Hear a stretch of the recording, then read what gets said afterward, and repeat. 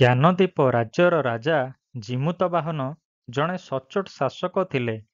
ସେ ରାଜ୍ୟରେ ଅନେକ ମଙ୍ଗଳକାରୀ କାର୍ଯ୍ୟ ଆରମ୍ଭ କରିଥିଲେ। ପ୍ରଜା ମଙ୍ଗଳ ଥିଲା ତାଙ୍କ ପ୍ରଶାସନର ମୁଖ୍ୟ ଲକ୍ଷ୍ୟ। ରାଜା ଜିମୁତବାହନଙ୍କର ପତ୍ନୀ ରାଣୀ ଚୂଡ଼ାମଣି ଦେବୀ ସବୁ ଦୃଷ୍ଟିରୁ ଜଣେ ଉପଯୁକ୍ତ ଜୀବନସାଥୀ ଥିଲେ। ରାଜଦମ୍ପତିଙ୍କର ପୁତ୍ରଟିଏ ଥିଲା, ତାର ନାମ ସନ୍ଦୀପ। ତାର ବୟସ 5 ବର୍ଷ ଥିଲା। ଥରେ ରାଜପରିବାର ଜଙ୍ଗଲରେ ଶିବିର ପକାଇଥିଲେ। ସେଦିନ ସଞ୍ଜରେ ରାଜଦମ୍ପତି ତମ୍ବୁ ମଧ୍ୟରେ ବିଶ୍ରାମ ନେଉଥିଲେ। ସାଙ୍ଗରେ ପୁଅ ଥିଲା। ରାଜକୁମାର ଶୋଇଥିଲେ। କିଛି ସମୟ ପରେ ରାଜଦମ୍ପତି ମଧ୍ୟ ଘୁମାଇ ପଡ଼ିଲେ। ଏତିକି ବେଳେ ଗୋଟିଏ ଛିଦ୍ର ମଧ୍ୟ ଦେଇ ତମ୍ବୁ ଭିତରେ ଶୋଇଥିବା ରାଜକୁମାରଙ୍କ ମୁହଁରେ ସୂର୍ଯ୍ୟାଲୋକ ପଡ଼ୁଥିଲା। ଗୋଟିଏ ସାପ ଏତିକି ବେଳେ ତମ୍ବୁ ଭିତରେ ପଶିଗଲା।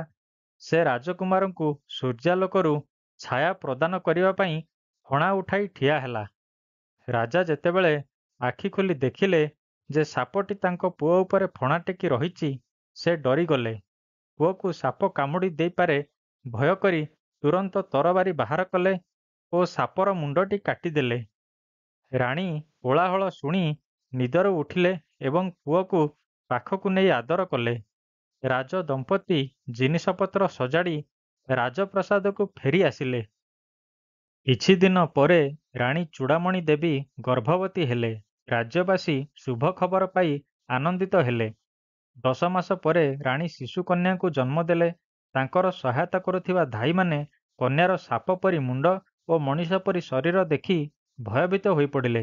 ବିଜୁଳି ବେଗରେ ରାଜାଙ୍କ ନିକଟରେ ଖବର ପହଞ୍ଚିଲା। ସେ ଶିଶୁକୁ ଦେଖିବା ପାଇଁ ଆସିଲେ। ଶିଶୁଟିକୁ ଦେଖି ମନେ ମନେ ଭାରି ଦୁଃଖ ପାଇଲେ। ଯେପରି ଏକଥା କେହି ନ ଜାଣନ୍ତି ସେଥିପାଇଁ ଉଦ୍ୟମ କଲେ। ରାଜ୍ୟବାସୀ ଜାଣିବାକୁ ପାଇଲେ ଯେ ରାଜାଙ୍କର ଝିଅଟିଏ ହୋଇଛି। ସେମାନେ ଜାଣିନଥିଲେ ଯେ ଝିଅଟିର ମୁଣ୍ଡ ସାପ ପରି। ରାଣୀ ଭାବିଲେ ଯେ ରାଜା ନାଗସାପକୁ ହତ୍ୟା କରିଥିବାରୁ ସେହି ପାପର ଫଳସ୍ୱରୂପ ଏପରି କନ୍ୟା ଜାତ ହେଲା। ସେ ମଧ୍ୟ ଏ ବିଷୟରେ ରାଜାଙ୍କୁ କହିଲେ। ରାଜା ସର୍ପଘାତ ପାପରୁ ମୁକ୍ତି ପାଇବା ପାଇଁ ସମସ୍ତ ବିଧି ଓ ପୂଜାର୍ଚ୍ଚନା କଲେ, କିନ୍ତୁ କୌଣସି ଫଳ ହେଲା ନାହିଁ। ରାଜ୍ୟର ଜ୍ୟୋତିଷ ଶିଶୁର ଭବିଷ୍ୟବାଣୀ କରିବା ପାଇଁ କୁଣ୍ଠାବୋଧ କଲେ। ରାଜା ବହୁତ ପଚାରିବା ପରେ କହିଲେ, ମଣିମା, ଶିଶୁର ଜନ୍ମ ସମୟ ଅନୁଯାୟୀ ଏହା ସୂଚାଇ ଦେଉଛି ଯେ ରାଜ୍ୟ ଖୁବ୍ ଶୀଘ୍ର ଜଟିଳ ପରିସ୍ଥିତିର ସମ୍ମୁଖୀନ ହେବ। ରାଜଦମ୍ପତିକୁ ଶିଶୁର ନାମ ଦେଲେ ସର୍ପମୁଖୀ, ଅର୍ଥାତ୍ ଯାହାର ମୁଖ ସର୍ପ ପରି। ରାଜା ଜିମୁତବାହନ ବହୁ ସାଧୁସନ୍ଥଙ୍କୁ ଭେଟିଲେ ଏବଂ ତାଙ୍କର ଝିଅକୁ ସାଧାରଣ ଅବସ୍ଥାକୁ ଫେରାଇ ଆଣିବା ପାଇଁ ଅନୁରୋଧ କଲେ, କିନ୍ତୁ ସେମାନେ କହିଲେ ଯେ ଏହା ସହଜ କଥା ନୁହେଁ। ସର୍ପମୁଖୀ 5 ବର୍ଷର ହେଲା। ରାଜ୍ୟରେ ମରୁଡ଼ି ପଡ଼ିଲା। ବର୍ଷା ହେଲା ନାହିଁ। ଜମି ଶୁଖି ଫାଟି ଆଁ କଲା। ପାନୀୟ ଜଳର ଅଭାବ ଦେଖାଦେଲା। ଗାଈଗୋରୁ ଘାସ ଖାଇବାକୁ ନ ପାଇ ମରିବାକୁ ଆରମ୍ଭ କଲେ। ରାଜା ହୃଦୟଙ୍ଗମ କଲେ ଯେ ରାଜକୁମାରୀଙ୍କ ଜନ୍ମଠାରୁ ରାଜ୍ୟର ଅବସ୍ଥା ଦିନକୁ ଦିନ ନିୟନ୍ତ୍ରଣ ବାହାରକୁ ଚାଲିଯାଉଛି। ସେ ରାଜ୍ୟବାସୀଙ୍କର ମଙ୍ଗଳ ପାଇଁ ଚିନ୍ତିତ ହୋଇ ଉଠିଲେ। ଏତିକିବେଳେ ଦିବ୍ୟଚାରୀ ନାମକ ଜଣେ ଋଷି ରାଜାଙ୍କ ନିକଟକୁ ଆସିଲେ। ସେ ଗୋପନରେ ରାଜାଙ୍କ ସହିତ ଆଲୋଚନା କଲେ ଏବଂ ତାଙ୍କୁ କହିଲେ, ପ୍ରିୟ ରାଜନ୍, ତୁମେ ତୁମ ପୁଅକୁ ଛାଇ କରୁଥିବା ନାଗସାପକୁ ହତ୍ୟା କରିଥିବାରୁ ଏ ସମସ୍ତ ବିପଦ ଦେଖାଦେଉଛି। ତରତର ହୋଇ ନିଷ୍ପତ୍ତି ନେଇ ତୁମେ ଏହା କରିଥିଲ।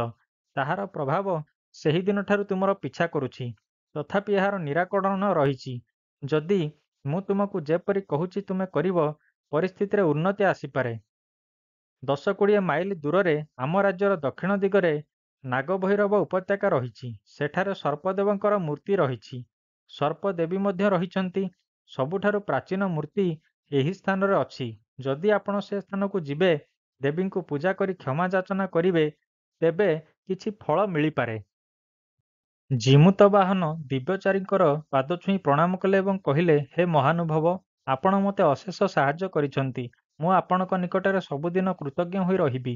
ଜିମୁତବାହନ ପବିତ୍ର ମୁହୂର୍ତ୍ତରେ ନାଗଭୈରବ ଉପତ୍ୟକାକୁ ଏକୁଟିଆ ଘୋଡ଼ା ଉପରେ ବସି ବାହାରିଗଲେ। ସେ ସପ୍ତାହ କାଳ ଯାତ୍ରା କରିବା ପରେ ସେହି ଉପତ୍ୟକାରେ ପହଞ୍ଚିଲେ। ସେଠାରେ ସର୍ପଦେବୀଙ୍କର ପ୍ରତିମା ଦେଖିଲେ। ଜିମୁତବାହନ ନିକଟରେ ଥିବା ହ୍ରଦରେ ସ୍ନାନ କଲେ ଏବଂ ସେଠାରେ ଫୁଟିଥିବା ବିଭିନ୍ନ ପ୍ରକାର ଫୁଲ ତୋଳି ଦେବୀଙ୍କୁ ପୂଜା କଲେ। ହେ ଦେବୀ ମା', ମୁଁ ସେଦିନ ବିଚଳିତ ହୋଇ ମୋର ପୁଅକୁ ଛାଇ କରିଥିବା ନାଗସାପକୁ ହତ୍ୟା କଲି। ଏହା ଏକ ଗୁରୁତର ଅପରାଧ। ଦୟାକରି ସେଥିପାଇଁ ମୋତେ ଦଣ୍ଡ ଦିଅନ୍ତୁ, କିନ୍ତୁ ମୋର ଝିଅକୁ ଓ ମୋର ରାଜ୍ୟବାସୀଙ୍କୁ କ୍ଷମା କରିଦିଅନ୍ତୁ। କିଛି ସମୟ ପରେ ସେହି ସ୍ଥାନରେ ଆକାଶରେ ବିଜୁଳି ଚମକିଲା ଏବଂ ସେ ସର୍ପଦେବୀଙ୍କର ବାଣୀ ଶୁଣିପାରିଲେ, ହେ ରାଜନ୍, ତୁମେ ମୋତେ ଖୋଜି ଖୋଜି ଆସିଛ ଏବଂ ଅନୁତାପରେ ଜଳୁଛ। ମୁଁ ତୁମକୁ କ୍ଷମା କଲି, ଯାହା ଚାହଁ ମାଗ। ଜିମୁତବାହନ ଉତ୍ତର ଦେଲେ, ହେ ଦେବୀ ମା, ମୋର ଝିଅ ମୋ ପାପ କାରଣରୁ ସାପମୁଣ୍ଡ ନେଇ ଜନ୍ମ ହୋଇଛି। ଦୟାକରି ତାକୁ କ୍ଷମା କରନ୍ତୁ ଏବଂ ସାଧାରଣ ମଣିଷ ପରି ମୁଣ୍ଡ ପରିବର୍ତ୍ତନ କରିଦିଅନ୍ତୁ। ମୋ ରାଜ୍ୟବାସୀ ମଧ୍ୟ ମରୁଡ଼ିର କଷ୍ଟ ଭୋଗୁଛନ୍ତି। ଏପରି ଅବସ୍ଥା କେବେ ଦେଖାଦେଇ ନଥିଲା। ଭୋକ ଉପାସରେ କାଳ କାଟୁଛନ୍ତି। ଦୟାକରି ମୋ ରାଜ୍ୟରେ ବର୍ଷା କରନ୍ତୁ ଓ ରାଜ୍ୟରୁ ମରୁଡ଼ି କଷ୍ଟ ଦୂର କରନ୍ତୁ। ରାଜା କହିଲେ। ସର୍ପଦେବୀ ଉତ୍ତର ଦେଲେ, ହେ ରାଜନ୍, ମୁଁ ତୁମର ଦୁଇଟି ଇଚ୍ଛା ମଧ୍ୟରୁ କେବଳ ଗୋଟିଏ ଇଚ୍ଛା ପୂରଣ କରିପାରିବି। ତୁମେ ଥରକରେ ନାଗସାପଟିକୁ ବିଚଳିତ ହୋଇ ହତ୍ୟା କଲ ଏବଂ ବିପଦକୁ ଡାକି ଆଣିଲ। ଏଥର ଶାନ୍ତ ଭାବରେ ଚିନ୍ତା କର ଏବଂ ଗୋଟିଏ ଇଚ୍ଛା ପୂରଣ କରିବାକୁ କୁହ। ଜିମୁତ ବାହନ ସାମାନ୍ୟ ଚିନ୍ତା କଲେ ଏବଂ କହିଲେ, ହେ ଦେବୀ ମା, ଦୟାକରି ମୋ ରାଜ୍ୟରୁ ମରୁଡ଼ି ଅବସ୍ଥା ଦୂର କର। ସର୍ପଦେବୀ ଆଶୀର୍ବାଦ କରି କହିଲେ, ତଥାସ୍ତୁ। ଜିମୁତ ବାହନ ସର୍ପଦେବୀଙ୍କ ନିକଟରେ ମୁଣ୍ଡ ନୁଆଇଁ ପ୍ରଣାମ କଲେ ଏବଂ ରାଜ୍ୟକୁ ଫେରି ଆସିଲେ। ଜିମୁତ ବାହନ ମନେ ମନେ ଭାରି ଖୁସି ଥିଲେ ଯେ ତାଙ୍କର ଗୋଟିଏ ଇଚ୍ଛା ପୂର୍ଣ୍ଣ ହେଲା, କିନ୍ତୁ ତାଙ୍କର ଝିଅ କଥା ମନେ ପଡ଼ିବାରୁ ମନ ଦୁଃଖରେ ଭରିଗଲା। ସେ ରାଜ୍ୟରେ ପହଞ୍ଚିବା ବେଳକୁ ଖୁବ୍ ଜୋରରେ ବର୍ଷା ହେଲା। ସମଗ୍ର ରାଜ୍ୟରେ ବର୍ଷା ଲାଗି ରହିଲା। ଶୁଖିଲା ଜମି ଉର୍ବର ହେଲା, ମଞ୍ଜିରୁ ଗଜା ହେଲା। ରାଜ୍ୟ ଧୀରେ ଧୀରେ ମରୁଡ଼ିରୁ ମୁକ୍ତ ହେଲା। ରାଜ୍ୟବାସୀ ପୁଣି ଥରେ ଶାନ୍ତିରେ ରହିଲେ।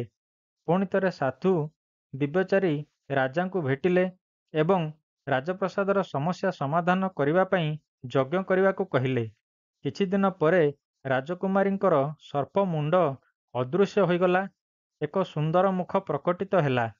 ରାଜଦମ୍ପତି ଆନନ୍ଦରେ ଆତ୍ମହରା ହୋଇପଡ଼ିଲେ।